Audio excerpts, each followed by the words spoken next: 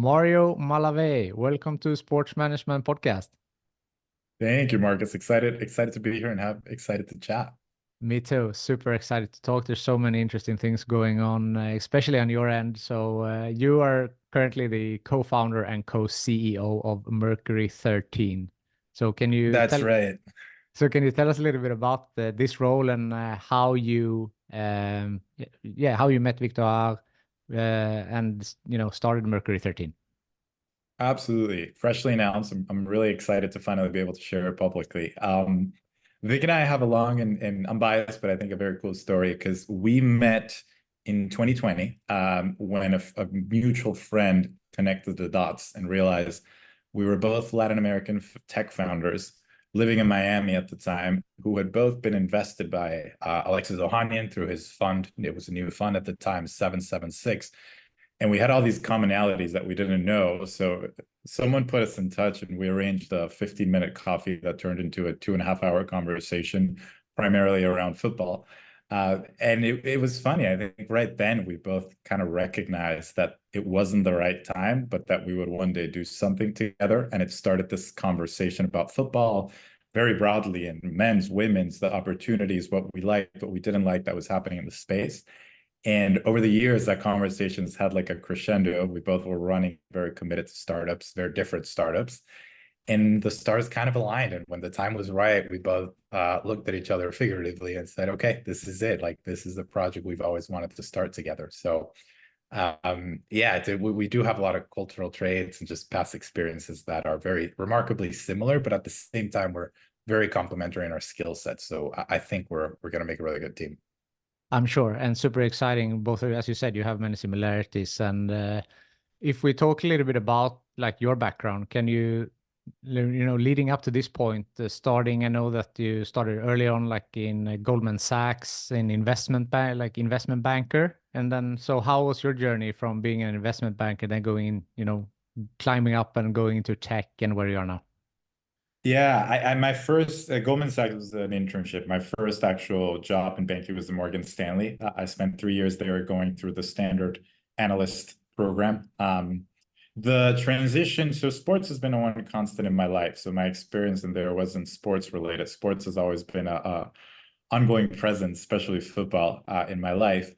But Morgan Stanley was really the start of my training as a finance person broadly, but also as a future investor. Learning those basic principles of finance and working in cross-border M&A transaction across the board was very impactful for me. And it's something I didn't study it, so I didn't know much about it until I was on the job learning. But the really pivotal moment is in my third year. I was working in New York, and in the third year, I had an opportunity to move to Menlo Park. And I'm Venezuelan, born and raised. I had immigrated to New York just for college. Up to that point in my life, I had never stepped foot in California. And then all of a sudden, I was living in like in the middle of Silicon Valley, working in pretty much like the cradle of American technology. And it was really, no exaggeration, a life-changing experience because it completely redirected my career path and my life path. I, up until that point, thought I was going to be a career finance person, go back, maybe work in private equity. And when I was there, it was like a completely different world, full of innovation, even a different mental model for entrepreneurship. It was like you would see these companies that entrepreneurs would try wacky things, fail, and they would still be praised as successful, and business models that didn't exist anywhere else. And it just opened up my perspective tremendously. Again, I didn't come from a background where you could be exposed to that type of business or even mindset. And yeah, I had a really cool experience. I worked on a big project, which was the IPO of Snapchat at the time. It was very secret at the time, but I was very lucky and very fortunate to be put in that what was at the time the biggest assignment for the firm, from the technology group.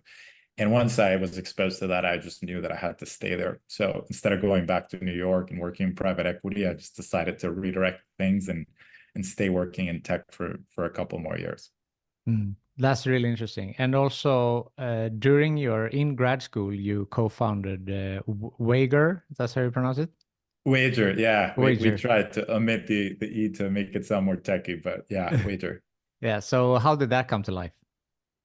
Yeah, that was so I went to business school after 2 years working in venture because I had this inkling and this deep desire to be on the other side of the table. Like being a venture capitalist is a very privileged and fun job. You get to sit down and meet people who are all in on an idea, literally giving their life to the pursuit of one idea. And after you've done that 3, 4, 500 times, I was realizing like, what am I doing on this side? Like, I don't want to be the guy taking notes. Who am I to judge this other startup? Like, I have my own ideas, and I felt that I had learned a lot through pattern matching and seeing other people do it right, seeing people do it wrong, to say, I think I could actually give this a go. And my just no one really needs business school. I know it's not a popular thing to say, but you don't need business school to start a company. But it was a very good platform for me to take time to think deeply about what I wanted to start. And I had this was I went for my MBA in 2018. A year later, sports betting was legalized in the US.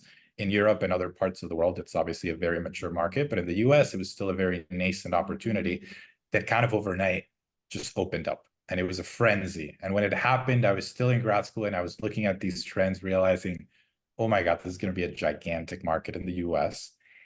My desire to start Wagr, and Wagr was essentially a social sports betting platform. It was a platform and a product that was meant for sports fans who didn't necessarily identify as gamblers, because I fall into that category. I got asked a lot, oh, were you a gambler? And the answer was no. And that's exactly why I wanted to start Wagr, because I'm the type of person who consumes sports 24/7, talks about it with his friends every single day. But I would have never downloaded a casino app and been like, I want to put money at risk. It's just not into my personality. And I saw a lot of people who thought like me.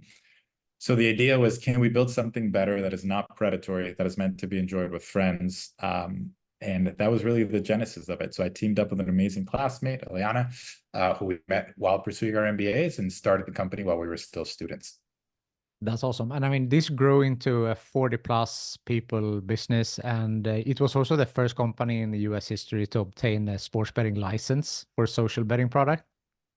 Yeah, that's right. We peaked at around 20 employees, but we definitely hired and cycled through way more than 40 people, as happens often with startups. One of our big achievements that we're very proud of is because we were pioneers in the space when we tried to get a license, which you can't operate obviously without the proper license.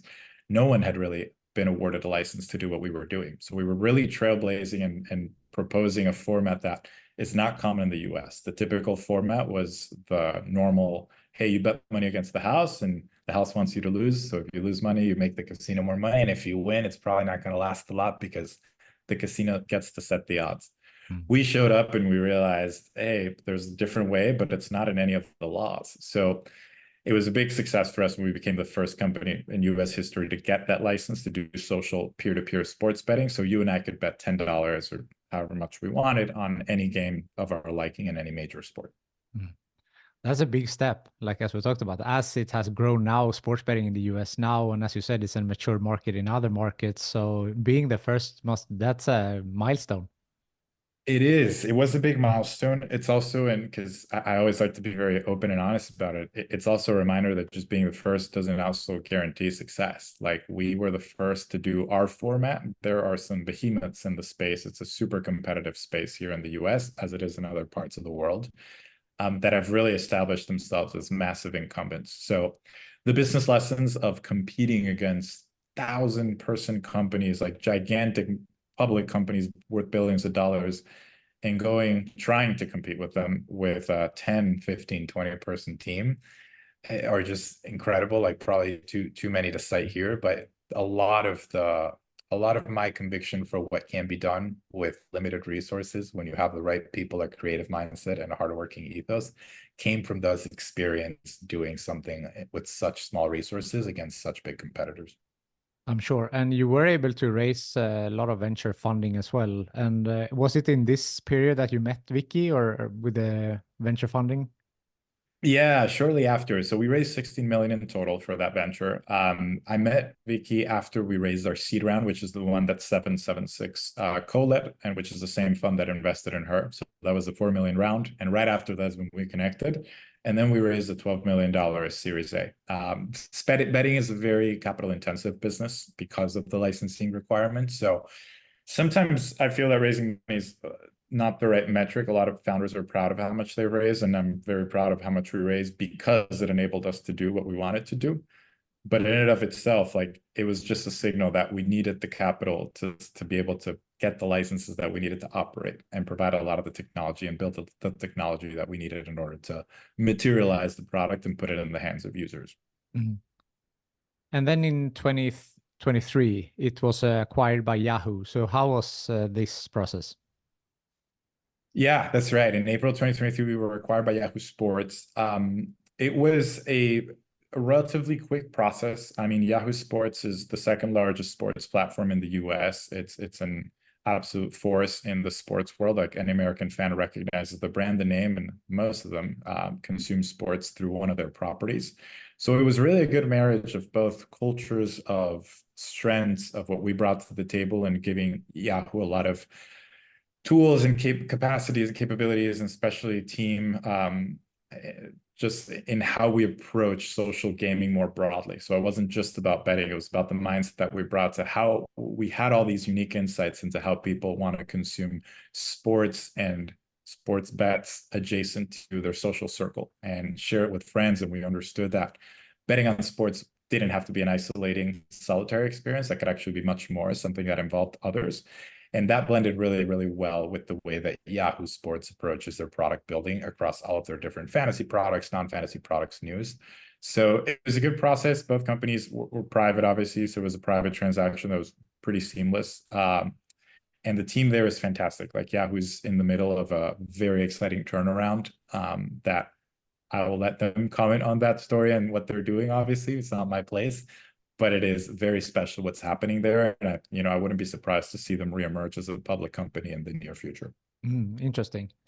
And then you stayed as VP of sports betting at Yahoo. It's common when you have an acquisition to stay in the company for a while. So you were the youngest VP at the time in the company at that point, right? That's what I think. I actually don't know, because I haven't checked all the other VPs' ages, but it felt like that definitely at times, which was a humbling but also exciting experience. There's just tremendous talent in the Yahoo executive team, both senior and juniors.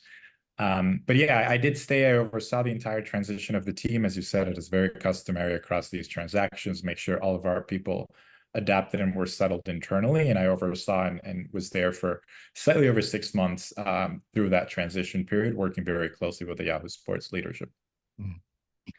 So now let's dig into Mercury 13. You said that, football has been a big part of your life. And so now what you will be co-CEO with Vicky. So how you said that you have similar backgrounds. So how will you complete each other, and how will you, have what different responsibilities will you have? Yeah, similar backgrounds, but very complementary and very different skill sets. So it's funny. I'll give a little bit more of perspective here. I have always been skeptical of co-CEOs. Truly, as an investor, when people would say co-CEO, I'd always kind of like hesitate and say, "Is that really doable? Like, who's actually making the decisions here?" And in like, my perspective has changed and morphed over time, mostly through seeing successful case studies of other startups and other leaders do it and split leadership. The two things that I think are very important for this to work, and I'll go into how we're splitting duties, is number one, you always have to be nurturing that relationship. Like, it requires a bit more care if you're going to split leadership, because there will inevitably be decisions where you will disagree. And it's very important that to not slow down progress of the company, you need to learn to disagree and commit very quickly and efficiently. And that requires clear communication, vulnerability, trust. So Vicky and I put a lot of time and effort, honestly, into making sure that our connection as co-leaders is always to be strong, because if it's not strong, or if it gets degraded, then the company's progress can suffer.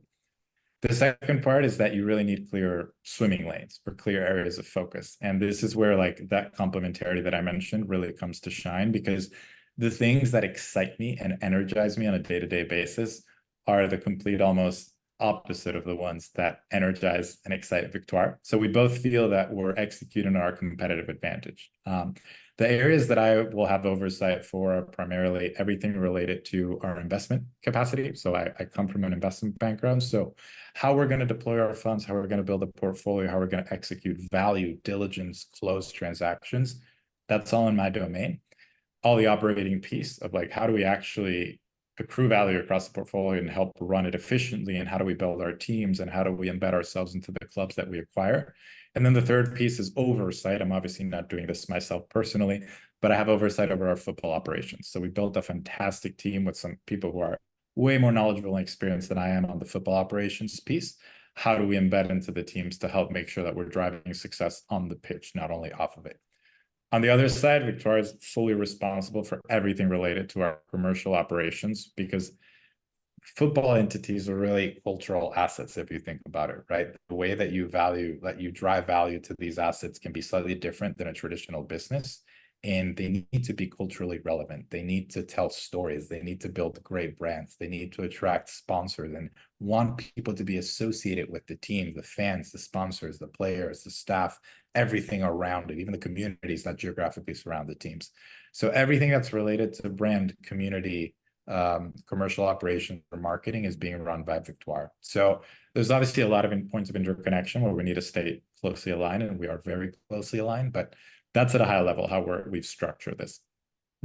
Yeah, that's incredibly interesting. And I don't know, we haven't mentioned it yet, but just to make sure that Mercury 13 is a multi-club ownership group focused on acquiring, controlling stakes in professional women's football teams. And I read that you're focusing on Europe and Latin America first, and maybe not North America. So what are the thoughts on where to target and what type of clubs to target? Yeah, that's all correct. We are trying to build the leading network of multi-clubs. We're very focused solely on women's football. Our decision to focus on Europe is mainly because we see the risk-reward dynamics more favorable there today. And I want to be careful to say that doesn't mean that could change in the future. Just like any investor, we have to be constantly assessing the market. So it's not like it's part of our mission to only do Europe or only do Latin America. We'll go wherever we think the opportunity is in terms of favorable, like places where we can exert the change that we want to exert. I think of all the different leagues and geographies in terms of stage, like where are they in their development journey? And I would say it's no secret, like the NWSL here in the US is one of the most mature women's leagues, if not the most mature. I think the WSL is up there. Champions League is obviously a pan-regional tournament, so it's not equally comparable. But they're leading the way. The valuations here reflect that already. If you just look at the rise in the expansion fees in NWS really quickly from 2 million to 5 million to 53. And it feels, to those who weren't paying close attention, it feels like that just happened overnight. Like, what the hell? How do teams now going 50? I'm assuming the next NWSL expansion is going to go for more than 53. So the trajectory, if you plot the 5-6 year development, is like almost a straight line up. That hasn't happened in Europe yet. People have different opinions. Some people think it will, some people think it won't. But when we look at opportunities in Europe, we see this rich, rich heritage of football. Obviously, it's the cradle of football world is like in Europe, all the historical leagues, the most important assets, traditionally in the men's side, the teams with the most brand recognition are all there. And you see like people who already love football. You see governments that are very passionate now of catching up to the US, who historically had just run away with a lot of World Cup titles. And now that very quickly changed. I think the last World Cup is a testament to that. So we see all the right ingredients brewing to give rise to many more competitive leagues. And it's just really exciting. So we're super focused on Europe right now, trying to move fast because we see that window of the current valuations could close very quickly, and we don't want it to close on us too fast. But after that, it could be LATAM is the next frontier. I think it still has there needs a little bit more development to happen. But there are some exciting case studies there. Obviously, what's happening in Mexico is worth pointing out because there's just been a quick rise in women's football that I think no one there, even on the men's side, expected this to happen. And that is going to continue evolving. So we're always reassessing markets, but Europe and then LATAM are the current priorities at the moment. Interesting. So how are you, like when you're doing the due diligence for the clubs and choosing which ones to invest to, which can you mention which ones are on the radar right now, or what are some things you're looking for in a club before investing? Yeah, I definitely don't want to list more competition and tell you who we're looking at, but I can absolutely speak to the investment pillars that we follow. And at a high level, the way that we think about, hey, okay, what is the right club for us and how do we rank and value these clubs? It's very tailored to our model and what we think we bring to the table. So one thing we look for a lot is commercial potential. It's very important to us that the club has the right ingredients to sustain a brand and a commerciality that has a high ceiling, right? And that is in itself dictated by the club's location, its history, the community surrounding it. Are there any things that we need to know? So a club in a big football market in a key city that has a lot of football fans around it will be much more valuable to us than a club that maybe doesn't have that rich history and is in a remote location with not a lot of people around it, all else equal. Financial sustainability or proof thereof is very important. There's not a lot of team, like football history is marred with case studies of very quick, like rising stars that then crumble down, right? Because of unsustainable spending. And it's a story that fans have even come to despise. The owner comes in, spends a ton of money, it feels great for a minute, and then everything collapses, and the community surrounding the clubs end up bearing the responsibility for it, or the aftermath, sorry. We don't want that to happen. So we really look for clubs that have shown and demonstrated a track record of trying to do a lot with a little, which is sadly the reality of women's football today. And it's very exciting to see that changing. We obviously wish it was changing faster. But when you see these clubs that are working with tiny, tiny budgets, and you see everything they try to provide the players, and they try to structure things to just keep the club going under very difficult capital conditions, there are some very strong management teams that have emerged in the space because of that. So that's the second thing. League dynamics are super important. Every league is different. So you want to invest in leagues that have growth potential, where everyone's incentivized to grow the league, grow the pie. So the right team in the wrong league could still not be a good investment. Football operations, especially with an eye towards infrastructure. We understand, like, some of these clubs, we want to make sure that we're going to come in with fresh ideas, a new mindset, inject more capital into the business. It's important for us to know that the infrastructure that's there can sustain a certain level of play. So that's really key. And the last piece I would say is the adjacent community to the club, because as a cultural, going back to my point about cultural assets, it's important that the surrounding community is embracing the club and that the club is an important piece of that community. So yeah, that's just that's a summary of the things that we rank, and it's always a trade-off, right? Like, if we find a unicorn that scores highly on all pillars, like, trust me, we're going to go at it. But often you need to decide, like, there's not a which ones are we willing to trade off for the right club. So. So I think that I think you said that women's football is not just an exciting business opportunity, it's also an incredibly powerful gender equality movement. And when I have talked a lot about this on the podcast before, we have talked about the importance of male allies.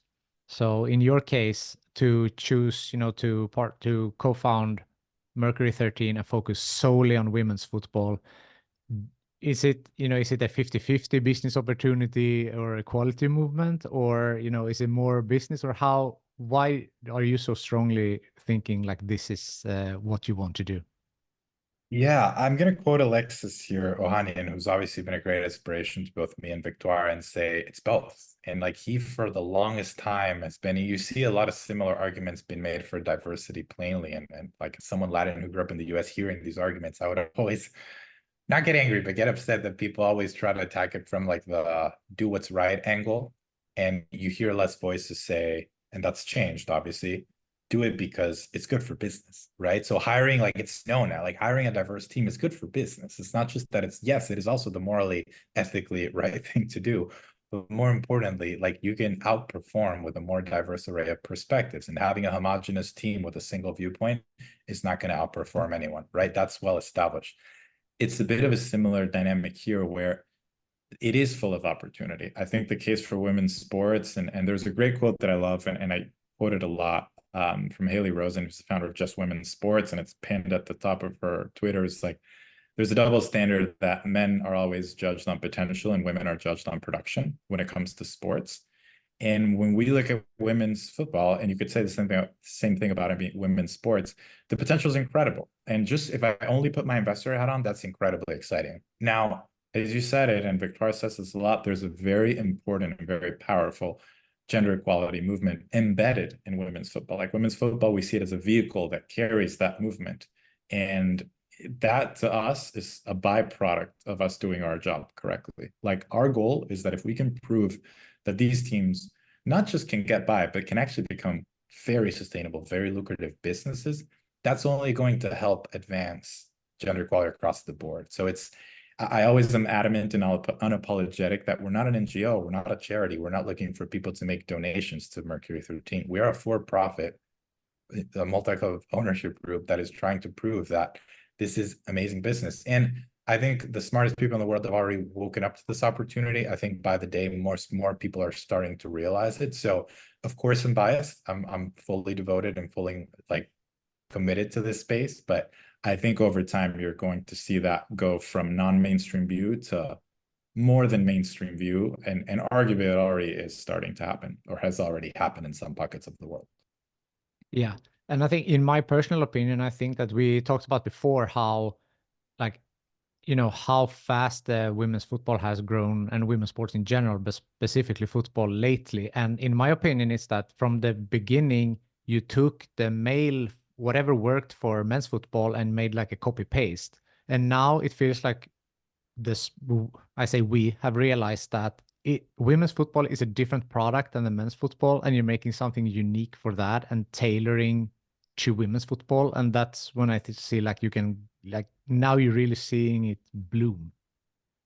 Completely. And I hate when, and this is mostly driven by public perception, but the things that men's football did should never limit or constrain what women's football as a movement can do. And obviously there's many actors in any sport, including women's football, but it is this cool opportunity to be innovative and disruptive. And I know those are buzzwords that people love to say it to generate hype, but there really is an opportunity of blank canvas to not just, as you just said, copy paste, but actually challenge ourselves and say, where can we thoughtfully deviate?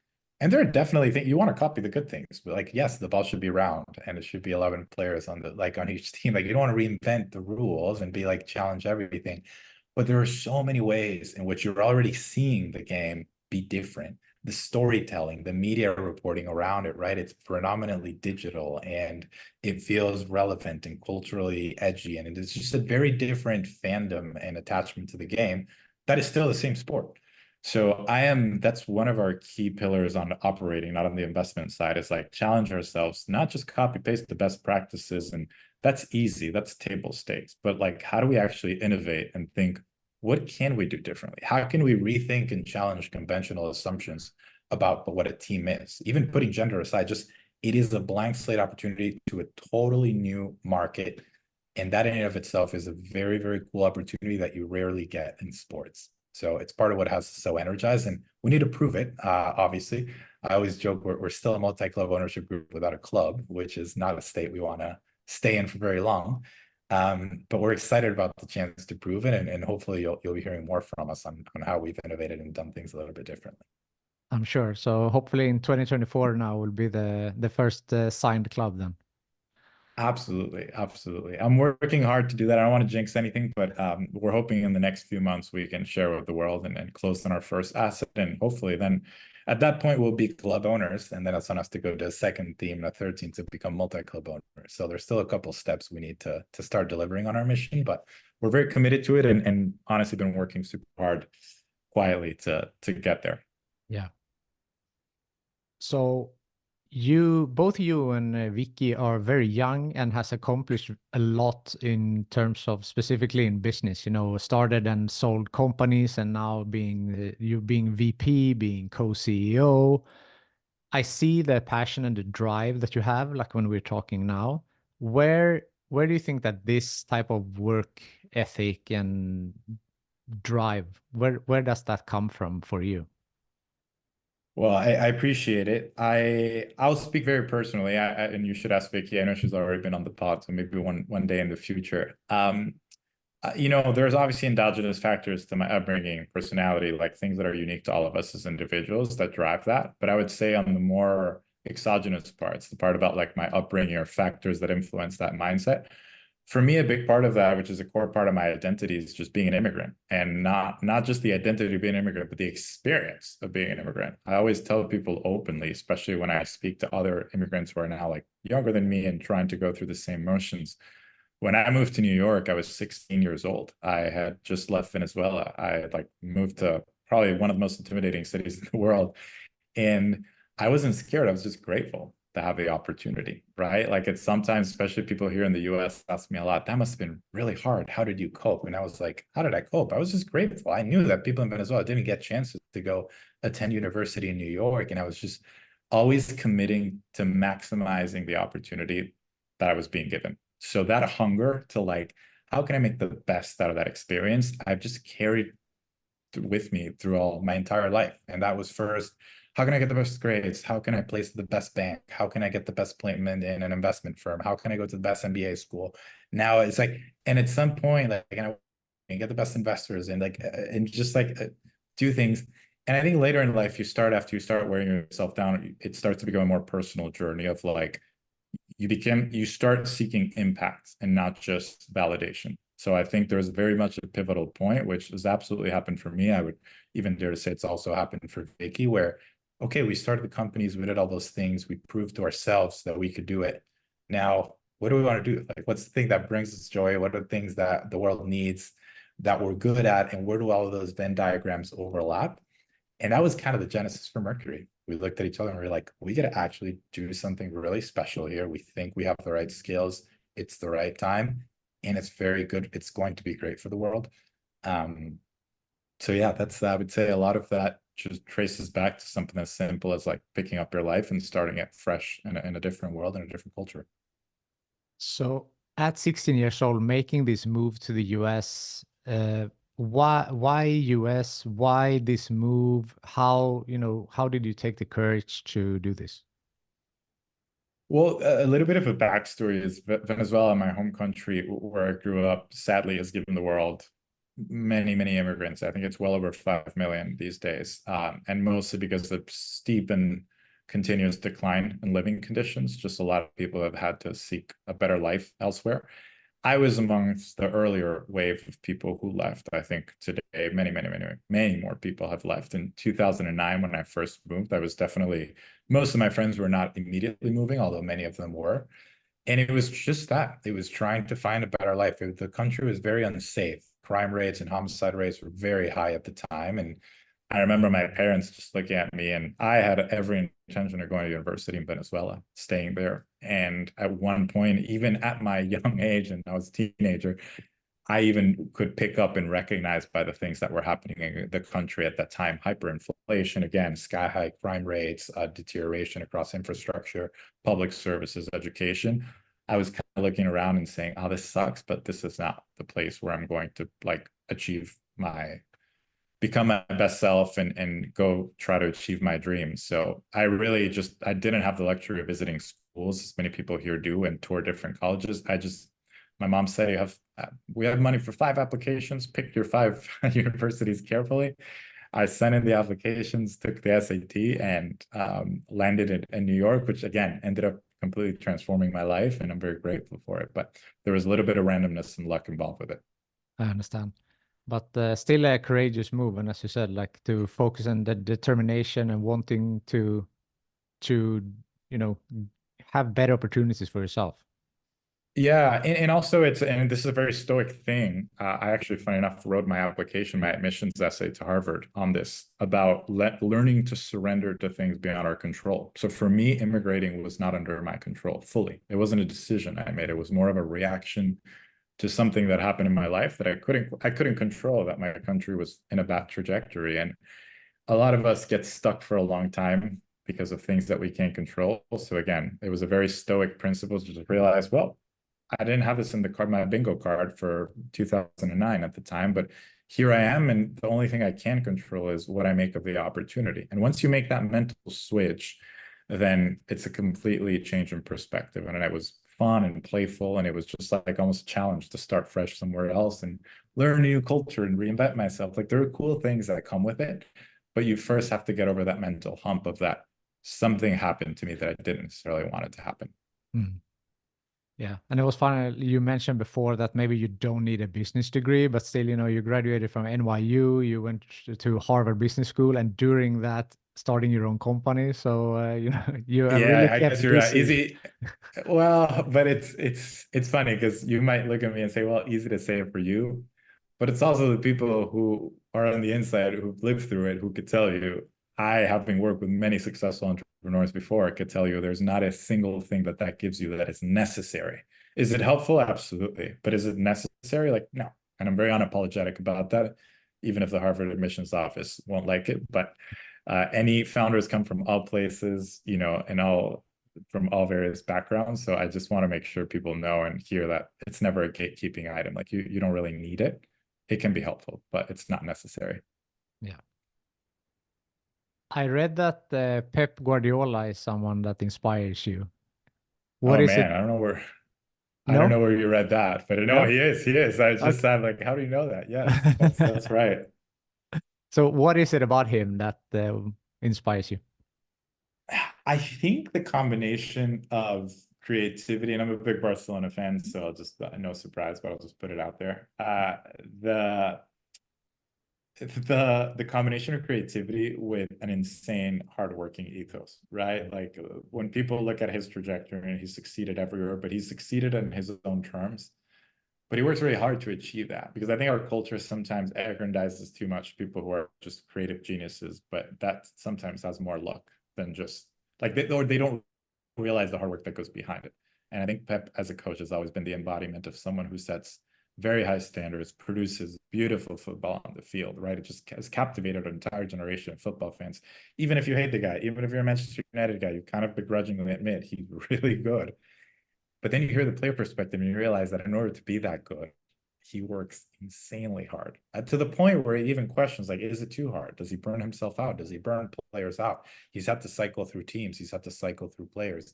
But setting that standard of excellence has always been really inspiring to me. And I mean, I think his football genius is unparalleled. But it's someone who, from a leadership perspective, I take a lot of inspiration from. Mm. And the creativity and hard work, as you mentioned, is that something that you can channel into the business world for yourself? Completely. And I would say every startup founder should channel them, because when you're in a startup mode, which Mercury 13 very much is a startup in the sense that it's a new idea with novel concepts, by definition, you're not going to beat the competition by having more capital, right? Like that's what incumbents do. Like, there's a lot of successful stories that have happened in the world of business that have been transformed through a lot of money. Well, that's not the position we're in. We definitely have money and we want to invest it, but we're not going to win by outspending everyone else.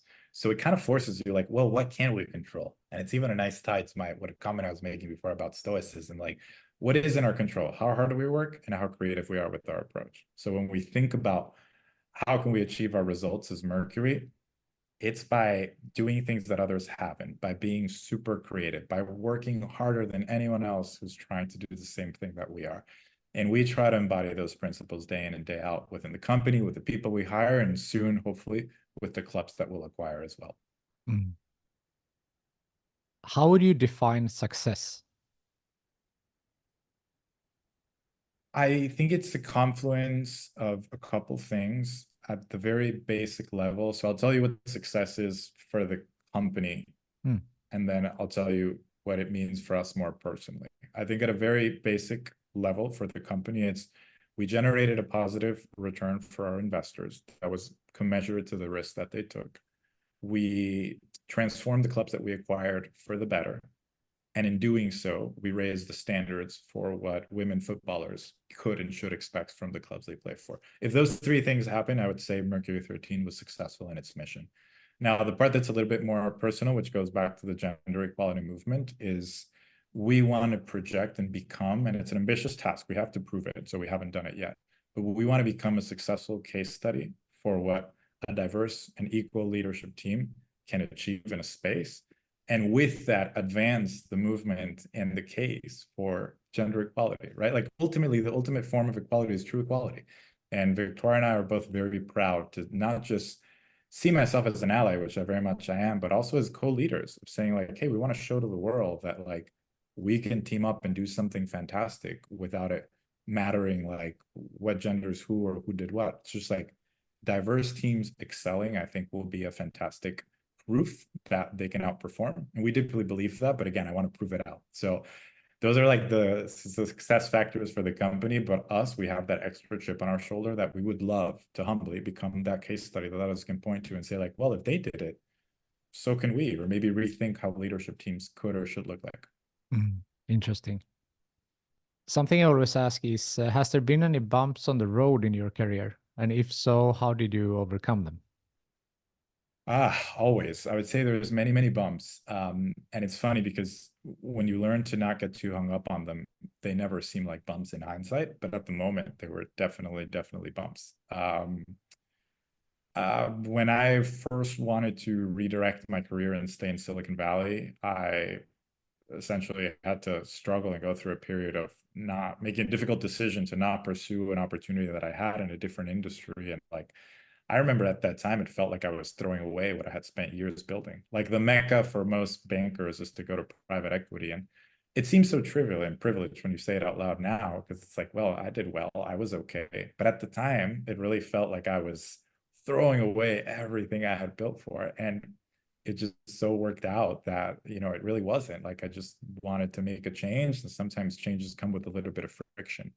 A similar story is like, I remember when I was at Harvard, I had made it my mission to work in football because I wanted to start building that professional skill set from the club space, from the sporting director like perspective.